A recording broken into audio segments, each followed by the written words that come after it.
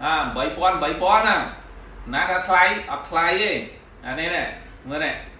2ម៉ែត្រកម្ពស់2ម៉ែត្រ45 x 2ម៉ែត្រអានេះអត់ថ្លៃទេអានេះយើងដាក់លម្អតាមស្ពានតាមផ្លូវតាមបកូលអីណាយើងចង់ឃើញស្អាតអញ្ចឹងយើងត្រូវតែរៀបបាទព្រោះនេះយើងជួយទៅខាងខេត្តខាងភូមិឃុំអីទៅណាឬក៏តាមវត្តតាមអីទៅទិញជូនគាត់ដាក់តាមបកូលទៅអាហ្នឹងឃើញស្អាតហើយកុំឲ្យថាចង់ឃើញស្អាតប៉ុន្តែយើងអត់មានចូលរួមយើងជាពលរដ្ឋយើងចូលរួមទៅបាទវត្តក្តីសាលាស្រុកស្ដីសាលាខេត្តក្តីគឺយើងចូលរួមទៅអត់ថ្លៃទេ8,000បាទ8,000នេះ8,000រៀលទេណាហើយមើលពូ2ម៉ែត្រណាហើយនិយាយពីគ្នាដេស្អាតណាអត់មានដេញ៉ៃណា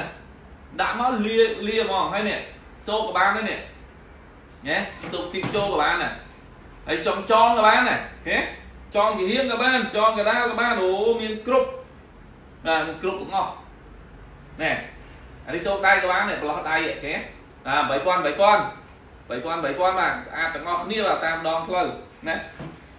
ទូថ្លៃណាបាទទូថ្លៃ8,000បាទអរគុណមួយ